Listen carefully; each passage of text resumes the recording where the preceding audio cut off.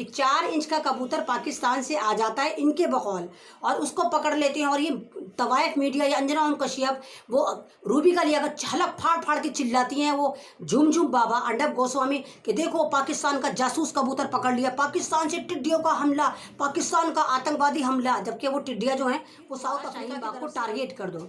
कमाल की बात देखिए, ये कपिल मिश्रा दल बदलू देशद्रोही, जरा सी इसकी चवन्ने की औकात नहीं है, इस पिल्ले की इतनी सी औकात नहीं। और ये देखिए कि इसने जो ट्वीट करा वो एकदम से जो है पॉपुलर हो गया और ट्रेंड में आ गया। वजह साफ है, ये जो आईटी सेल है सारा आरएसएस का, सब ने इसको ट्रेंड करा। और वो आप उसको जानते होंगे, कंगना रनौत, पूरी की पूरी वो मॉडर्न तवायफ जो फिल्मों में नहीं अवेयर है। मोदी सरकार अगर इतनी ही अवेयर है तो ये इतनी अवेयर चाइना के मामले में क्यों नहीं होती? जब हमारी भोंपू मीडिया को नजर आने वाली हवाएं आ जाती हैं, पाकिस्तान से गर्म हवाओं का हमला, तो उसको अंधी मीडिया को चाइना की तोपें कैसे नजर नहीं आई? चाइना को 10-15 हज़ार फौजी क्यों नजर नहीं आए जो लद्दाख में आके स्टे कर चुके हैं?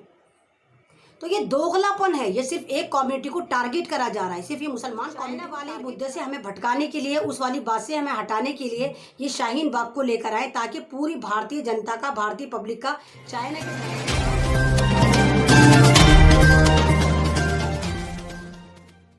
अस्सलामुअलैकुम, जय भीम, जय संविधान। मैं आपके सामने अमन रिजवी। तो आज हम बात करना है शाहीन बाग की। एक बार फिर हम शाहीन बाग की बात करने आए हैं। जिस तरह आप देख रहे हैं कपिल मिश्रा, उसको कपिल मिश्रा भी कह सकते हैं आप, पक्का वाला आतंकवादी, पक्का वाला देशद्रोही, आप उसको जानते होंगे।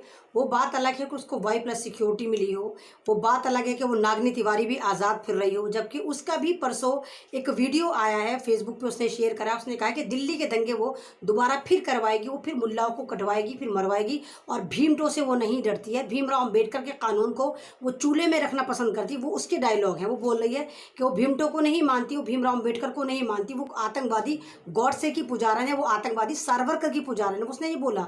ठीक 3 दिन बाद, अव्वल बात तो शाहीन बाग पे कोई औरत बैठने नहीं वाली, मैं पहली वाली बात क्लियर कर दूं, क्योंकि लॉकडाउन चल रहा है।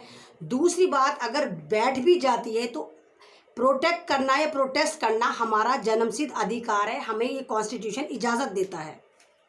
तो ये सारे के सारे, मैं पहले ही आपसे कह रही हूँ कि सारा व्हाट्सअप एजेंडा चलता है, ये सारे आरएसएस की चाल है कि व्हाट्सअप पे कोई भी एसएमएस सर्कुलेट कर देते हैं, और इसमें हमारी गलती है, हम लोगों की, हम भोली भाली आवाम की गलती है कि हम बिना सोचे समझे उसको सर्कुलेट करते चले जाते हैं और ये नहीं देखते कि वो एसएमएस क्या है।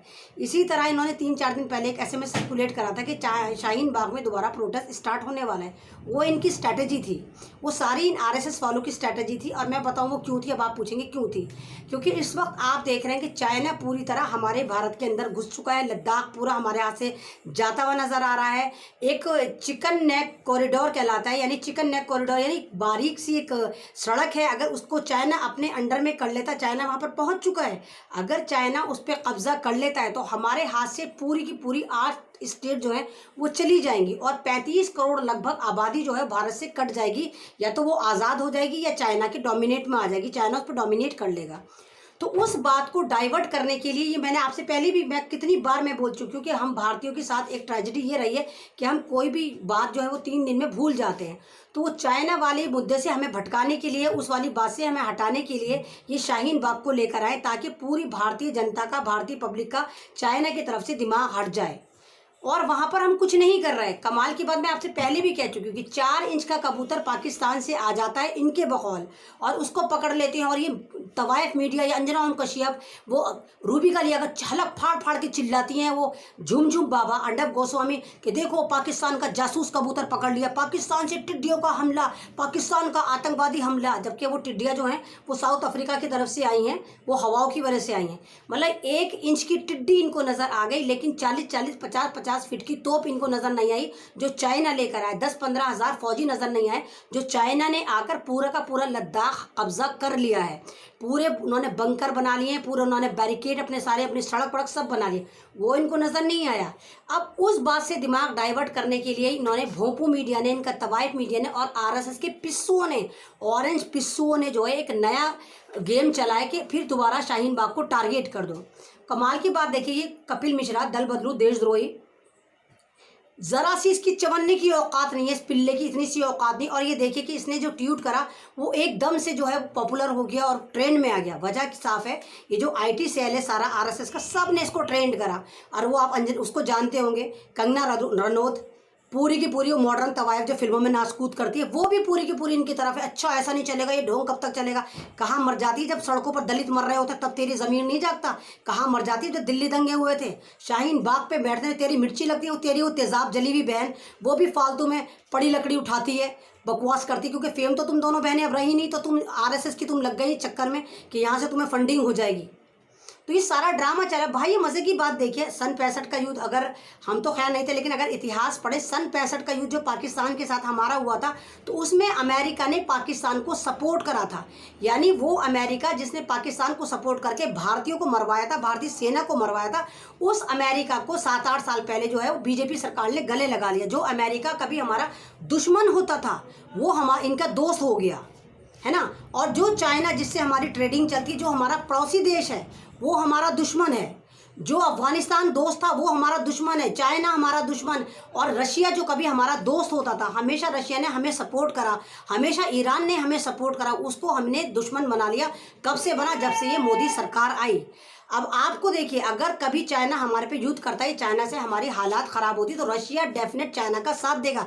जबकि रशिया भी हमारा पड़ोसी देश है और रशिया ने हमेशा हमें सपोर्ट करा है, हमारी मदद करी है। वजह साफ है, क्योंकि रशिया चाइना का साथ इसलिए देगा क्योंकि रशिया और चाइना अमेरिका की इस तरह रहती है। तो कहने का मतलब ये जितने भी हमारे पड़ोसी देश थे वो सारे के सारे बीजेपी की हुकूमत आती हमारे दुश्मन हो गए। जिस नेपाल को हम फंडिंग करते थे, जो नेपाल हमारी वजह से चलता था, जो नेपाल एक दूसरा हिंदू राष्ट्र था, वो अब डेमोक्रेसी हो गया, वो हिंदू राष्ट्र नहीं रहा। किस वजह से? मोदी जी की नीतियों की वजह से। और कमाल की बात आपको एक और बताऊं, सुब्रमण्यम स्वामी हैं, बीजेपी के ही नेता हैं, काबिल नेता हैं, एक आधे काबिल नेता है। उन्होंने भी कहा कि हमें उनको बीजेपी की फॉरेन पॉलिसी से प्रॉब्लम है। बीजेपी की, वो खुद कह रहे हैं कि बीजेपी की जो फॉरेन पॉलिसी है वो निहायती गलत है, उन पे दिमाग लगाना चाहिए।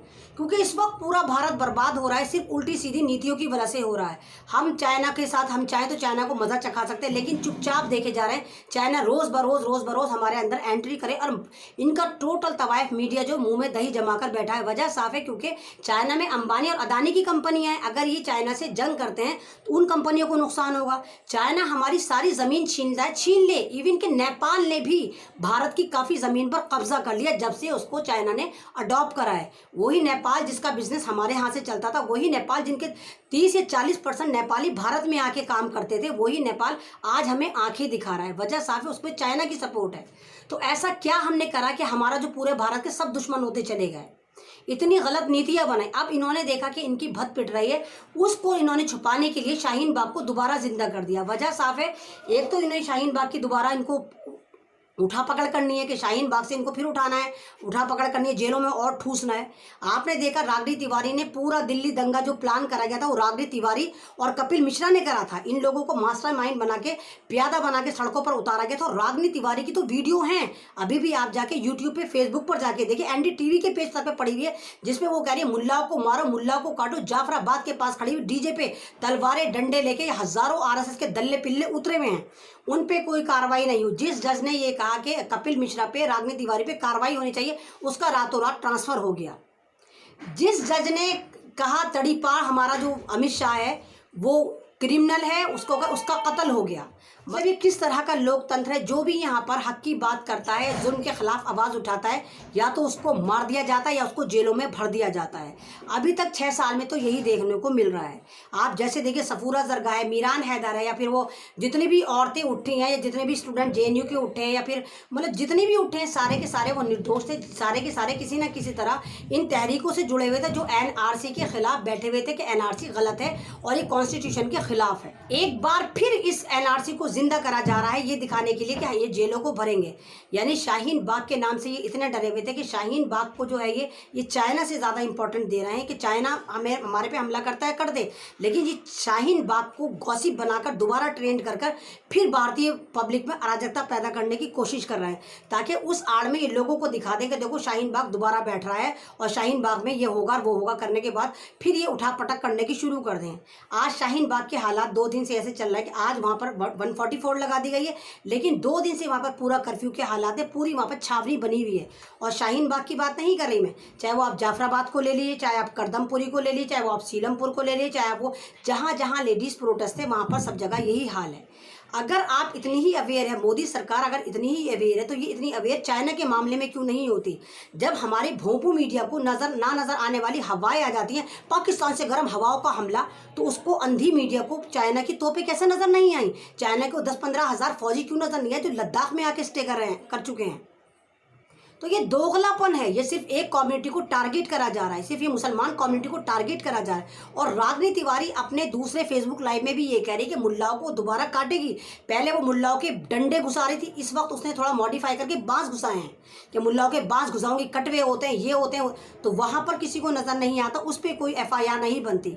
हमारी बदकिस्मती ये है कि हम दिल्ली वासियों का जो CM है वो हमारा CM नहीं ना रहकर वो RSS की गोद में जाकर बैठ गया है। वो टोटल का टोटल RSS को सपोर्ट करता है, वो टोटल का टोटल RSS के साथ मिलकर काम कर रहा है। चाहे वो तबलीगी जमात को देख ली, चाहे वो दिल्ली दंगे देख ली। जिस दिल्ली दंगों में हजारों मुसलमान मरे थे, हजारों के मकान जले थे, हजारों लूटे थे, आज भी उन्हीं मुसलमानों को पकड़ पकड़ के जो इक्का दुक्का बच गए हैं उनको जेलों में डाला जा रहा है।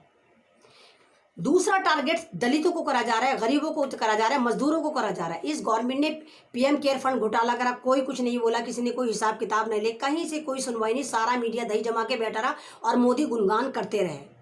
और जिन मजदूरों के लिए ये PM केयर फंड बनवाया गया था वो आज भी सड़कों पर चल कर मर रहे हैं।